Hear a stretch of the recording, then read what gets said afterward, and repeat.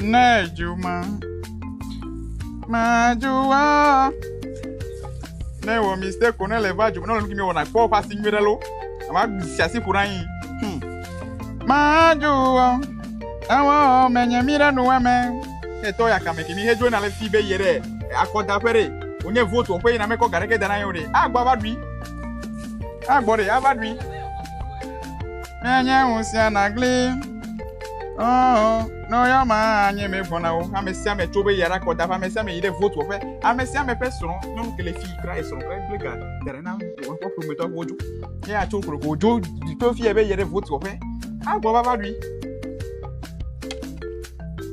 No ye usia na gli. No for na ma wonwi. Na ko ceramic plates agbengbaje kemihe gbagba to kemire ekimi ceramic plate kemire me ko dere draw me na ko bene mi to ataje voye mi ahe ko por mi afa ko mo le dere joji no kaba onye rusia na gli no yo ma nye me gbona o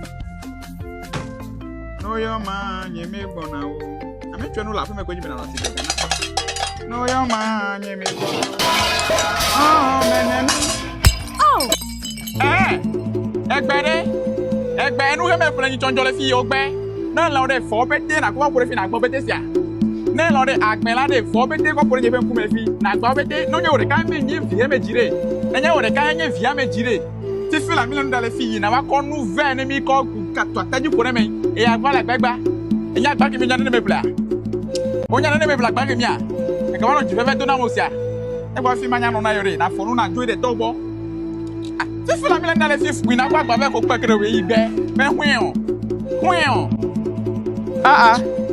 what's going on here? Oh, follow my ways, Otto. Many vignettes, if you like $1 fee, talk that $1 fee, make on the Garrick and I $1 fee. Ye never quack back by the enemy to attend you for them, having your common that you don't make a penguin home and I am a play wasi. Let's talk a top. Egg back, why? Oh, make a jack back in the last holiday. You know to attach me never come a quarter go for a new. Oh, we attack on ye may never map like Banameka, plan ballet shop, Galot on Golo. And your WhatsApp group, and you say, no problem these days. WhatsApp group. WhatsApp group. Yo, no, order lema. WhatsApp group.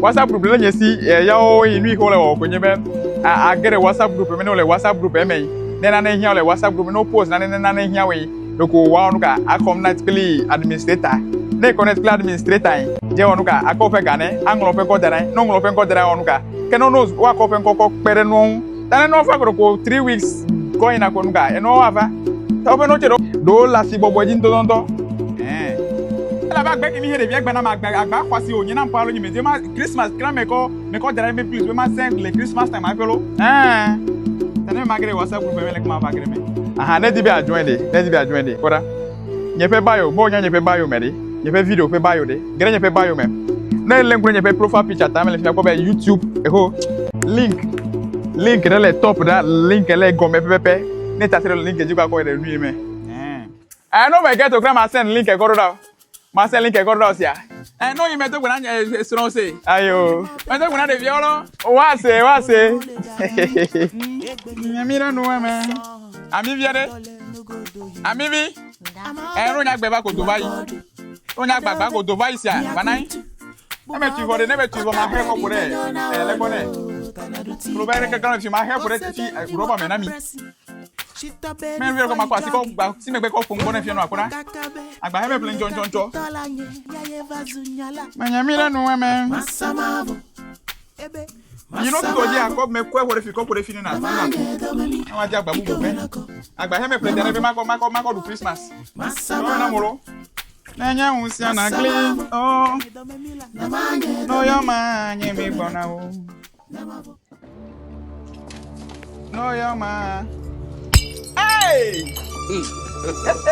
God have mercy upon us. Hey, Njemegbe. Abibi. Njeme gbagba. Nyeme ga be si be China to kwa America se si yore. Dokume me ma kwele double fi metenu chiche lo manya onu ke ko gele ni sikre ko jogba. No bona ma pele. Ko wa pore bola me. Fi China to be mi kan nyo kra. Nyeme si bola bo cho gba to we mi ore. Agba meso ni. Agba mese wa.